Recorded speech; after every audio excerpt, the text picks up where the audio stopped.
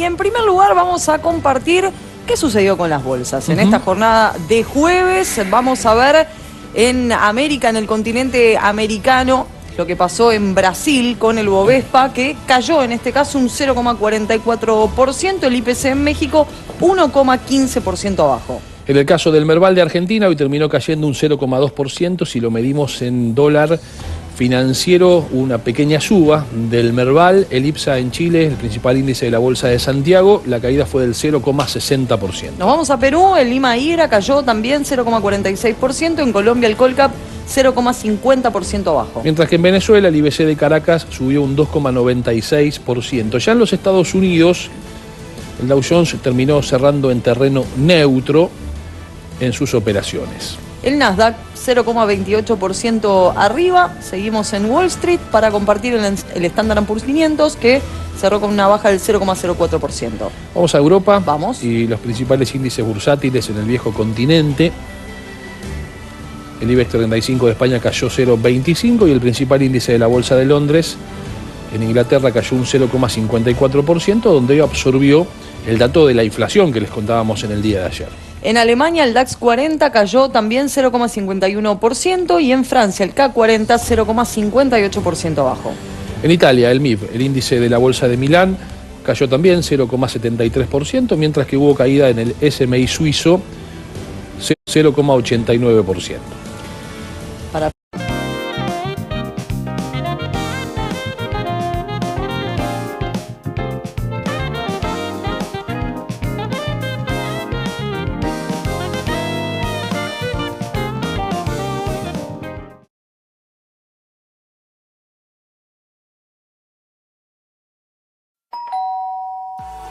Carga el código LAB. Disfruta lo que quieras en Pedido Ya. Tu mundo al instante.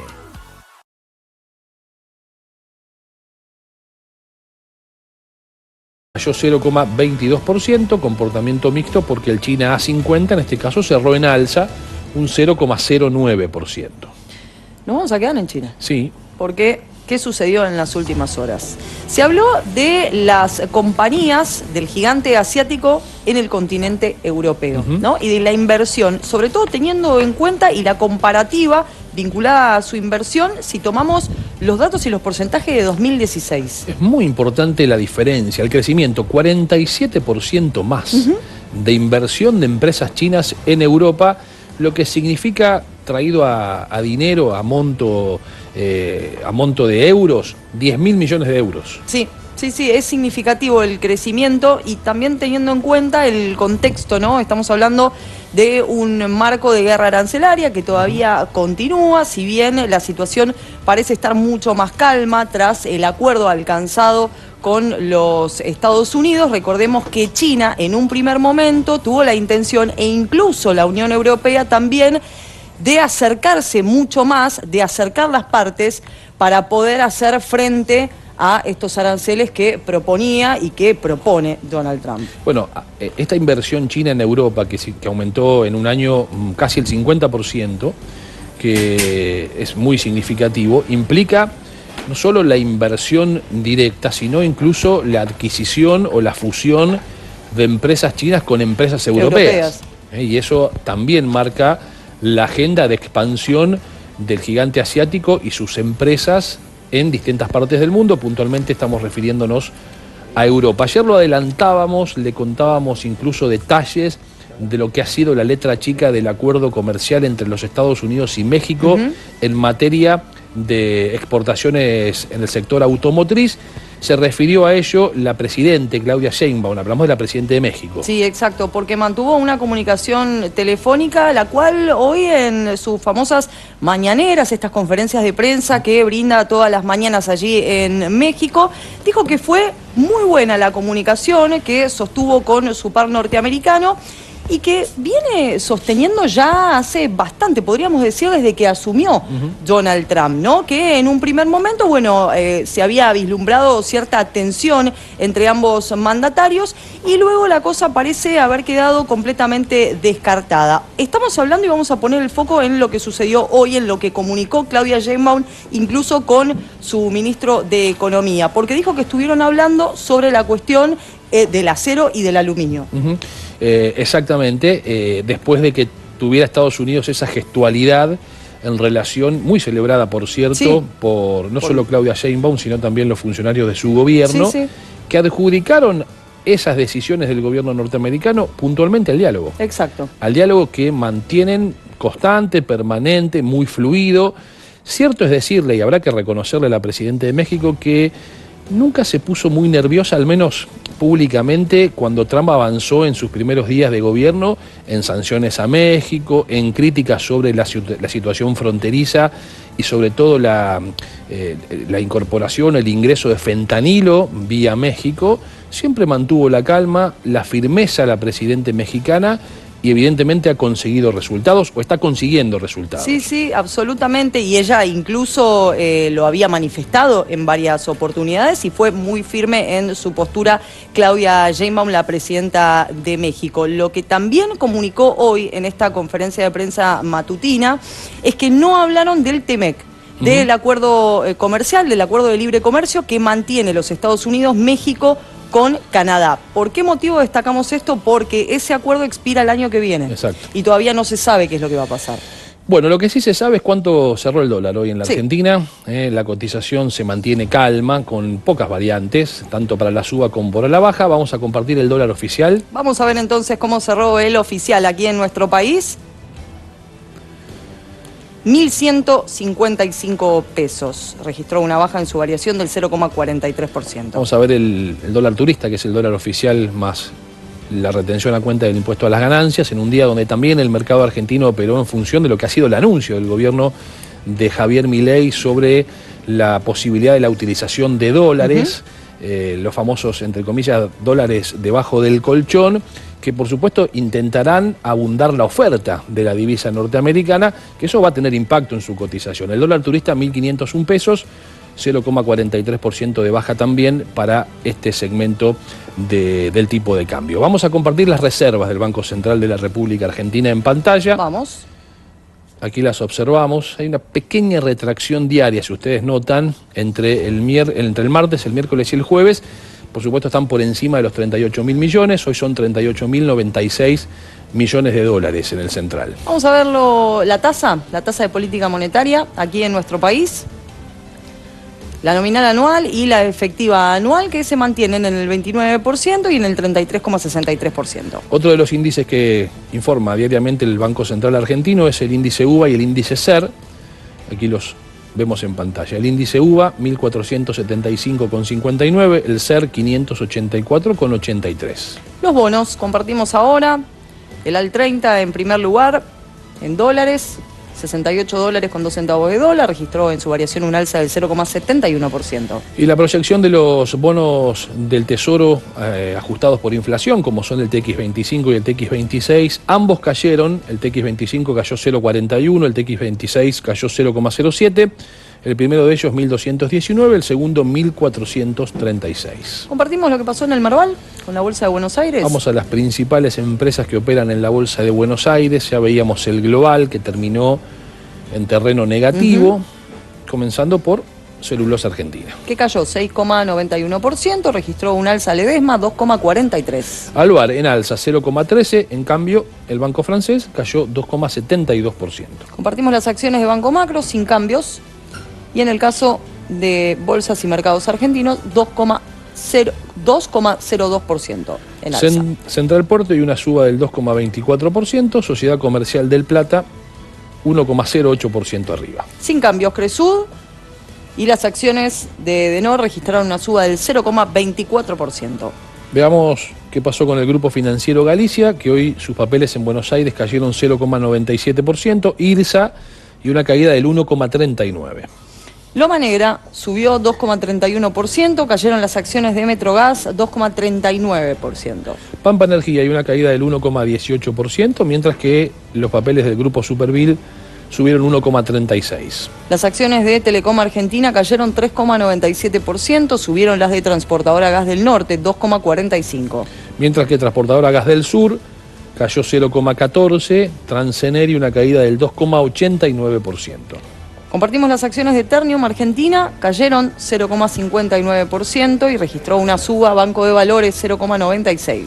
YPF 0,36% arriba en Buenos Aires. Vamos a ver el riesgo país de Argentina. Hoy se retrajo el bono a 10 años del Tesoro de los Estados Unidos, que es la referencia para medir el riesgo país que hace la JP Morgan, 651 puntos básicos el riesgo país argentino. Vamos a recorrer el continente americano con este mismo indicador. Como decía recién Sebastián, la referencia a los Estados Unidos. Uruguay, 85 puntos básicos, registró en su variación una baja del 2%. Chile, 114 puntos, bajó 1,2%. Perú tuvo una leve suba del 1%. El riesgo país, 150 puntos. Paraguay, 156 puntos básicos, descendió 1,5%. Guatemala, 191 puntos, bajó también 2,3%. Costa Rica, 190 puntos, bajó 3,5%. Brasil, 208, bajó 3%. República Dominicana, 206 puntos básicos, descendió 3%. En el caso de Panamá, subió 1,3%, 270 puntos.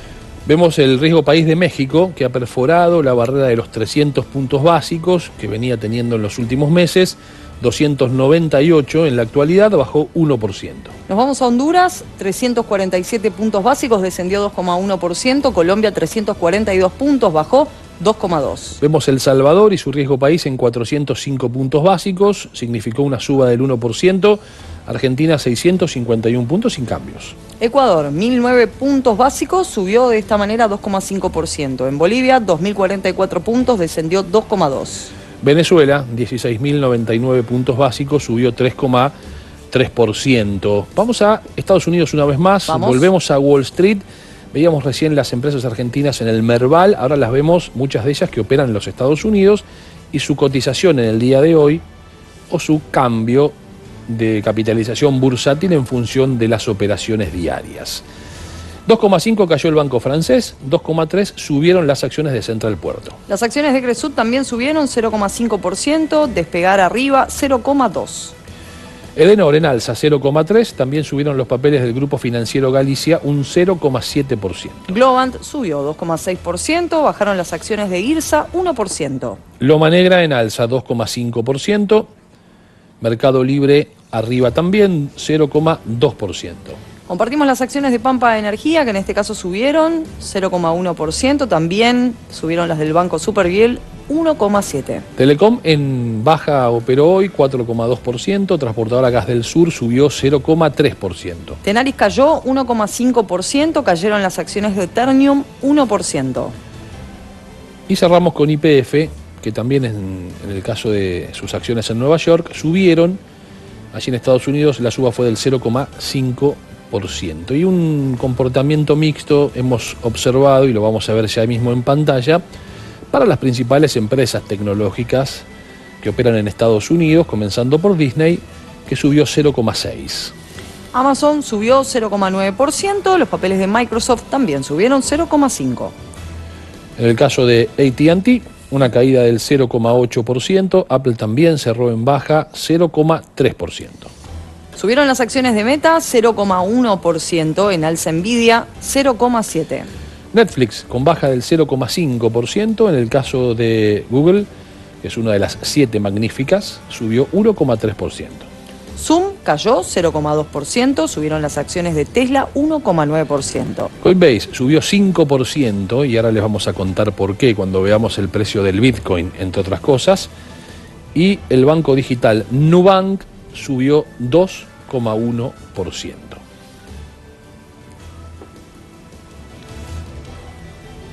Hablábamos, Ornella, recién del TEMEX, el acuerdo comercial de México, Estados Unidos y Canadá.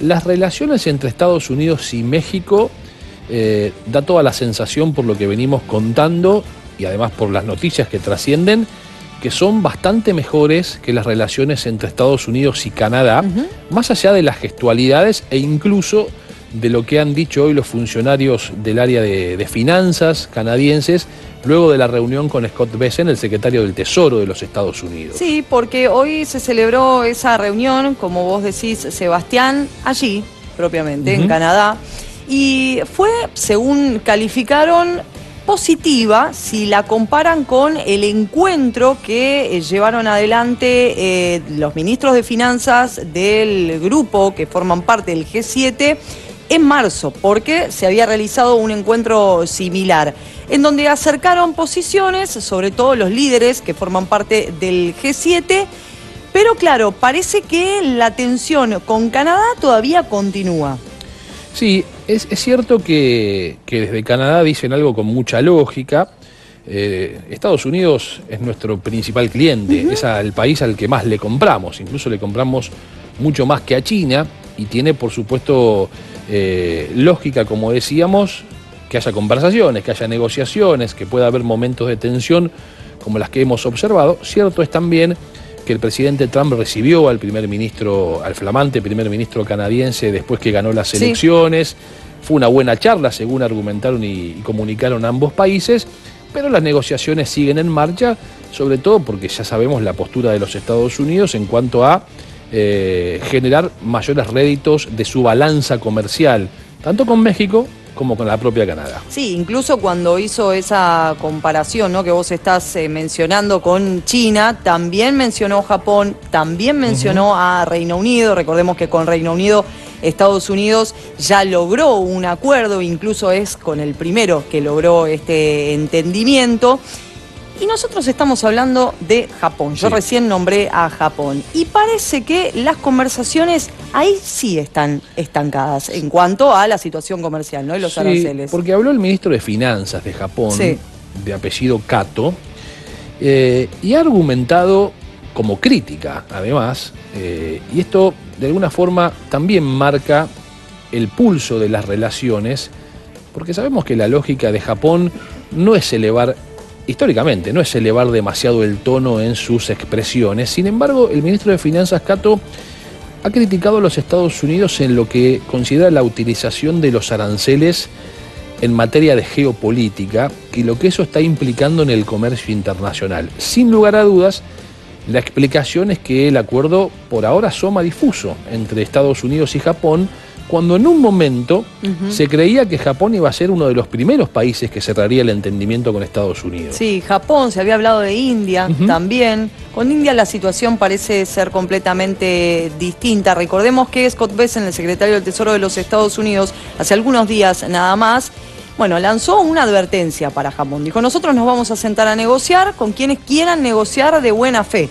Como dando a entender, si hay demasiadas trabas, la situación va a ser completamente distinta. Y claro, parece que empieza a tensar esta relación mucho más, porque ahora el ministro de Finanzas de Japón habla de estas conversaciones y de estas negociaciones, sobre todo apuntando a los aranceles como inapropiados, ¿no? Pero si nosotros nos remontamos a lo que en su momento había dicho Donald Trump, el presidente de los Estados Unidos, el objetivo lo está cumpliendo el presidente de ese país, porque dijo, yo con estos aranceles estoy haciendo que cada una de las naciones se sienten a negociar. Sin duda, sí está pasando, de alguna forma u otra está pasando. Vamos a ver el precio del petróleo. Fue un día donde se conoció que la OPEP más está pensando en aumentar a casi 500.000 barriles diarios más la producción de petróleo a partir de junio. ¿Y esto qué hace? Que haya caído el precio del Brent, puntualmente lo vemos aquí en pantalla, 1,29%, $64.07. ¿Qué pasó con el WTI, que es la referencia de los Estados Unidos? Cayó 1,23%. El precio del barril, $60.81. Vamos a ver el precio del oro, que hoy ha tenido una baja en su cotización de la onza Troy, $3.295.10, una reducción del 0,56%. Algo adelantabas, Sebastián, cuando recorríamos el Nasdaq y las empresas tecnológicas, y acá está el valor del Bitcoin, $111.191.000, subió 2,93%. Que ha batido su propio récord. El Bitcoin ayer ya lo había batido, hoy lo vuelve a hacer en las operaciones que se están registrando en este momento.